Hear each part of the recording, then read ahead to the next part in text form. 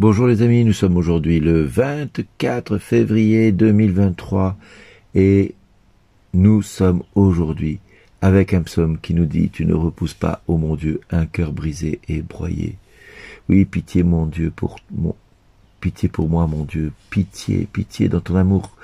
Selon ta grande miséricorde, efface mon péché, lave-moi tout entier de ma faute, purifie-moi de mon offense. Et oui, pendant tout ce carême, je ne vais pas arrêter de vous cesser, de vous dire, de vous repentir, d'aller vous confesser, d'aller vous confesser, d'aller vous confesser, d'aller vous confesser, d'aller demander pardon à Dieu pour vos péchés.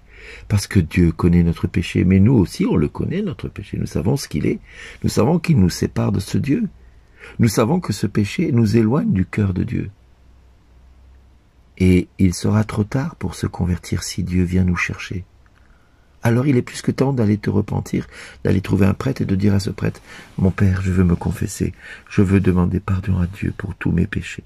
Seigneur, je sais que tu connais toutes mes fautes, tu sais tout ce que je fais, tu le sais. Je n'ai pas besoin d'essayer de te cacher quoi que ce soit.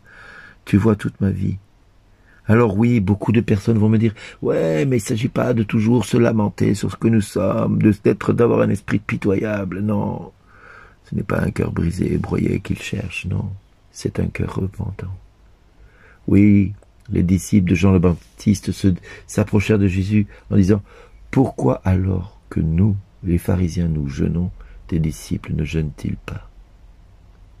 Et lui dira « Les invités de la noce pourraient-ils donc être en deuil pendant que l'époux est avec eux? Mais un temps viendra où le Seigneur va nous être retiré, un temps où le Seigneur va nous être enlevé, et alors ils pourront jeûner à ce moment-là. Et quand les disciples ont vu Jésus s'élever dans la gloire et s'asseoir à la droite de Dieu le Père, l'époux est parti. Ils ont eu le cœur repenti. Ils ont commencé à jeûner. Hier, on me posait une question. À quoi ça sert le jeûne? Pourquoi jeûner? Vous connaissez certainement ce texte de la parole de Dieu où Paul, aux Éphésiens, nous explique les différentes choses qui sont les fruits du péché et les fruits de l'esprit. Vous connaissez certainement cet autre texte où Jésus nous dit que celui qui adore le Seigneur l'adore en esprit et en vérité. Vous connaissez certainement ce passage de l'Évangile qui dira au jeune homme riche, « Va vends tout ce que tu as et donne-le aux pauvres, puis viens et suis-moi. » Vous connaissez certainement le sermon de Jésus sur les monts des béatitudes où Jésus dit « Heureux les miséricordieux, ils recevront miséricorde. » Oui, frères et sœurs, le temps du carême, c'est de vivre tous ces passages de la parole de Dieu, de faire fructifier en nous l'œuvre de l'Esprit de Dieu qui nous habite depuis notre baptême, depuis notre rencontre avec lui. Oui, l'Esprit travaille notre cœur pour que nous puissions soumettre toute notre vie à sa grâce et à la puissance de sa grâce. C'est pour ça qu'il nous faut jeûner, parce que le corps s'oppose à l'Esprit. Tout ce que le corps vit, c'est penser à prendre soin de lui. Et nous le voyons aujourd'hui dans notre société, beaucoup de gens cherchent sans cesse le bien-être. Il nous faut penser à notre corps, il nous faut penser à notre âme, il nous faut penser à notre corps. Prenez soin de votre corps, prenez soin de votre corps, prenez soin de votre corps. Et à côté de ça, on néglige ce qui nous habite, le Saint-Esprit, puisque nous sommes le temple du Saint-Esprit, puisque Dieu habite en nous. Quand est-ce que nous allons honorer cette présence? En faisant passer tous ces dons, toutes ces grâces en premier. Quand est-ce que nous allons faire de notre corps quelque chose qui se soumet à sa grâce, à lui? Vous savez, Jésus dans le désert n'a pas lutté indéfiniment comme ça. Il a lutté avec la parole de Dieu. Et avec le jeûne, l'ennemi s'est mis à fuir Jésus quand Jésus, après 40 jours de jeûne, va citer la parole de Dieu. Et avec la parole de Dieu, il va faire fuir le diable. Alors tu as des épreuves dans ta vie, mon fils, ma fille, mon frère, ma sœur. Oui, tes épreuves sont dures à vivre et à subir.